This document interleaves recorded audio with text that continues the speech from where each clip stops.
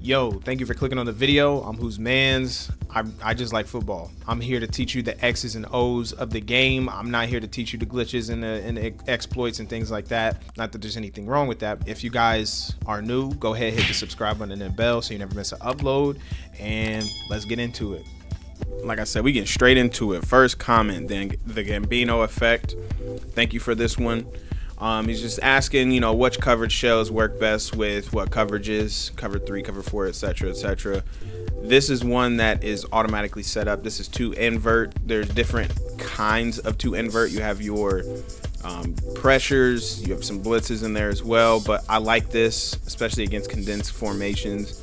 But this is also nice to mix in, especially if you like running single high defenses, and it'll give your opponent one look while it's playing something else. Now, the reason this works in a condensed set is your safety is not stressed as much.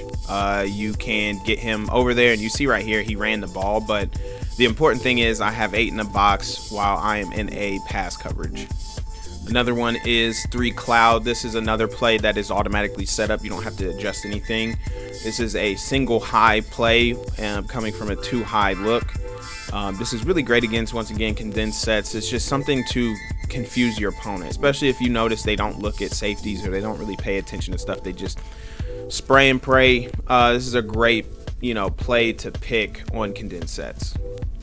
When you're looking to do different things with the shells for different defensive plays, you really got to think about where are the weaknesses and strengths of these plays, and it'll help you understand what formations I can run different shells against. For example, 3 match, you're not going to want to run a cover 2 shell against a spread 2x2 look, and I'll give you the reason behind that. So we're going to do a spread 2x2 look, and I'm just going to run 4 verticals, and then I'll show you why, and you'll see the weakness here is on this left hand side with Queen and Elliott here.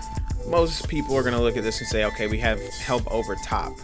As soon as that ball is hiked, we know since he is in a seam flat, he is not going to get depth. In fact, he's going to take a step forward. Why? Because his help is over top. His help, however, is on the complete other side of the field. This safety is not going to be able to get over there in time. We're going to go ahead and look and see where this went wrong. You see he steps forward right there, already a bad deal.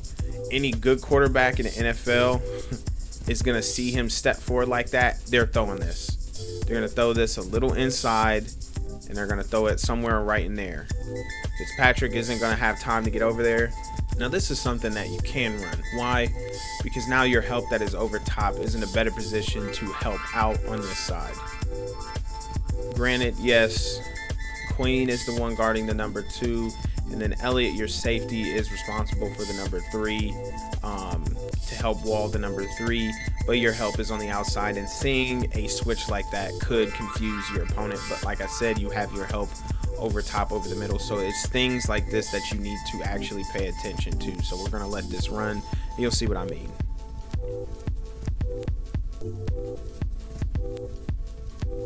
We're playing quarters against bunch. You should already know if you've watched enough of my videos. First out, second out, first in, second in. It's good that he is inside. He already has an inside leverage, and this is the free player. So because he is in the box, he is free to help out with the run, like so, or he can also help out with anything underneath.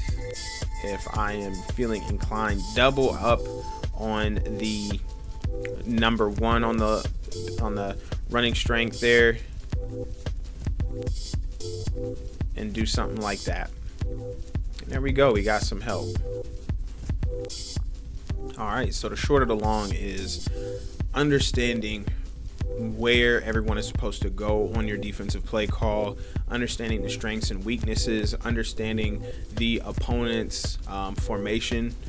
All of that will help you understand what shells should work for what defensive play call you make. If your opponent is coming out in spread, if they're very condensed, are they under center a lot of that stuff should help you figure out what exactly you want to do to help maximize what you're doing on defense. All right, so now let's look at the next comment from Burnham 8124. Can you break down mesh post from a 2-back formation? And honestly, this 2-back formation is probably one of my favorite formations. And mesh post is probably one of my favorite plays. Now I'm running it a little bit less, but I ran this play because there's a lot you can learn from it, and then I'll break it down, and then I'll get into me actually getting this correct. So what I always like to do is read the nickel and see what goes on with him, and then I'll go from there. So if the nickel goes inside, I go outside. If he goes outside with the running back, then I'll look inside. How I look inside first, though, is I'll look at circle first, and then I go back to the mesh, because that post should break off quicker than the mesh gets to their spots. And then from there, you know, I kind of give myself a little 3 count, and then I'll start looking for places to run with the quarterback. All right, so letting this play out a little bit, we're gonna see exactly what I'm talking about. So there's a couple of things. First and foremost, you got to pay attention to the safeties. The safeties rotate. Now, when you have a post going to the same side as a safety that is rotating down, you can see on the left side of the screen there is so much green grass. The reason being, the middle field safety is all the way to the left of the screen, and he's not going to be able to get over there in time. Your deep third on the outside is not going to carry that post inside, because his thought process is, I have help inside. And with the running back going to the flat, it's going to pull that safety to the flat a little bit more. So right off the bat, looking at the safeties, circle should have been probably one of the first throws I make in this one. And even still, if I wasn't comfortable throwing that, if I look at the middle of the field, there's only one defender in the middle of the field. This was a fire zone. I could have easily thrown one of those. All right, so we're going to show you in the practice mode my thought process behind this play in real time. That way you kind of have a better understanding. Hopefully I'm not over explaining. And I always look to the right of the field first. Warren and Pickens. Pickens does get involved, but Warren usually not, so that I never get that far into the progression on those. Now, first and foremost, single high. I look at that, I'm just like, okay, it could be a 2 invert, or it could be a cover 3, it could be a cover 1 man. But that's where post reads come into play. So I look at the safety, I got to see what he does. Second off, I look at the nickel, the person head up over Austin X. That's my slot. I'll look at him. If he goes inside, I'm going to go outside to Harris. If he goes outside to Harrison, I'll look inside to Austin. Now, this isn't an automatic, I'm just bang, bang throwing the ball, because I'll show you a couple examples where that doesn't necessarily work. But we're going to go ahead and run this. So he gets depth. We go inside. We go out. Boom. I throw that to Austin. Bad throw, but we get the play. All right, so now I've told you before, we look at the nickel. We start off with the safety, but then we look at the nickel directly after we've kind of identified what's going on. We look at the nickel. He goes inside. That means we look outside to Harris. Now, why did I not throw this to Harris? Well, the linebacker is shooting directly over to Harris. I usually like to see what's going on here first, because there are times where in man coverage, these players will kind of pick, get in a pick situation. If I see the linebacker get picked or something like that, just get held up, I'll actually throw it to Harris. But I'd like to see that go through. But as soon as I saw this right here, I was like, okay, you know what? That one's out of play. There are 2 things that I can do. I can look to this post, but as you see, this corner has inside leverage right here. He breaks on that really well, inside leverage. I'm not throwing that. Lastly, I'm looking now at the mesh. Right here, my thought process is usually I throw the ball to my slot. Why? There's more grass and less defenders on the left side of the field, and there is more defenders than grass on the right side of the field. So I'll throw this one. Now, I know in some clips that you've seen, I've thrown it to the solo wide receiver coming over to the right side of the field. That's more of an old habit that I'm trying to break. I want to throw more so to grass. I have separation. It's going to be too difficult for the cornerback to come down and in front of the wide receiver. He's in front and he has space. The corner would have to fight through the wide receiver to get, in great position there.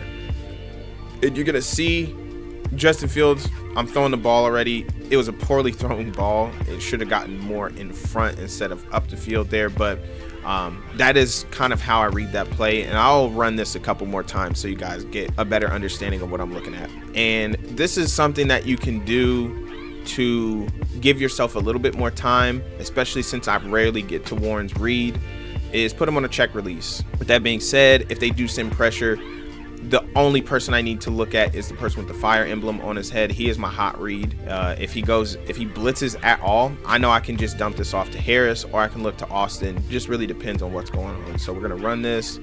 He blitzes. I'm throwing this off to Harris. He makes a man miss. I pick up about more than 5 yards there. All right, similar thing. I'm check releasing Warren. Set my mic. I have my hot read, which has the flame over his head. I'm looking at that. Okay, he goes inside. I'm throwing it to Harris. Boom, pick up my yardage. So hopefully that kind of helps you with reading that play. You're not always going to go against, cover one man and cover three. You're going to come across Tampa 2, but I do suggest you go back and watch my mesh breakdown, because I do go over that mesh post in some previous videos. But yeah, that's basically how I attack it. I look at the safeties first, and then I'll look at the nickel and go from there. And like I said, I try to give myself a 3 count on all passing plays. It doesn't always work out that way. When you get in the heat of battle, sometimes things change. But I try to give myself a 3 count, a 1,000, 2 1,000, 3 1,000. If I don't find anything open, I try to escape the pocket and get out and get yards, because the average time you have in a pocket is closer to like 2.7 seconds. In Madden, you have all day, because pass rushers, they're not that great. They're always good at the beginning of the year, but they nerf it at the end of the year. So yeah, anyway, thank y'all for watching part 1 of this. I'm gonna go back and find some more. We have a cover 2 match that I'm gonna go over, and then goal line defense as well. So I have those queued up, and yeah, like I said, we're getting into some live com. So thank you for watching the video. If you have any prayer requests, throw them in the comment section below, and we're gonna go ahead and pray for y'all. Remember, give it to God, and I'll see you guys next time.